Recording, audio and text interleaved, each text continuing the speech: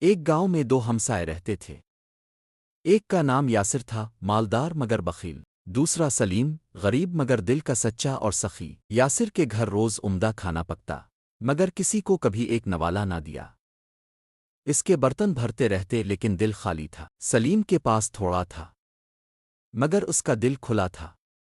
جو کچھ بھی ملتا لوگوں میں بانٹ دیتا، کبھی کسی کے گھر آٹا بھیج دیتا، کبھی کسی کو چپکے سے دوا خرید دیتا۔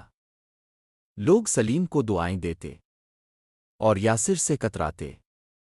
پھر ایک دن گاؤں میں قحط پڑ گیا۔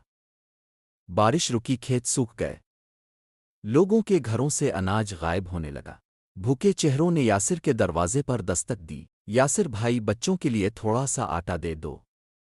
یاسر نے دروازہ کھولا، سخت نظروں سے دیکھا اور بول دیا، نہیں، یہ سب میں نے اپنے لیے جوڑا ہے۔ تم لوگوں کا کیا؟ آؤ گے، کھاؤ گے، چلے جاؤ گے۔ دروازہ بند ہو گیا، لوگ خاموش لوٹ گئے۔ سلیم کے پاس کچھ خاص نہ تھا، لیکن جو بھی بچا تھا بانٹ دیا۔ کبھی آدھی روٹی، کبھی پانی، کبھی حوصلہ۔ اس نے کہا، بھوک بانٹنے سے کم ہو جاتی ہے، موت نہیں۔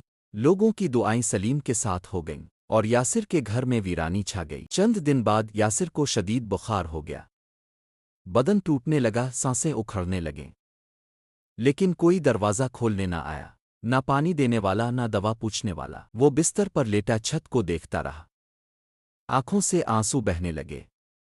وہ بڑبڑایا، میں نے سب کچھ سنبھال کر رکھا، لیکن آج میرے ساتھ کچھ بھی نہیں، نہ کوئی چہرہ، نہ کوئی آواز۔ اور سلیم سب کچھ دے کر بھی دلوں میں زندہ رہا۔ بس وہ دن، اور اس کے بعد وہ آواز کسی نے نہ سنی۔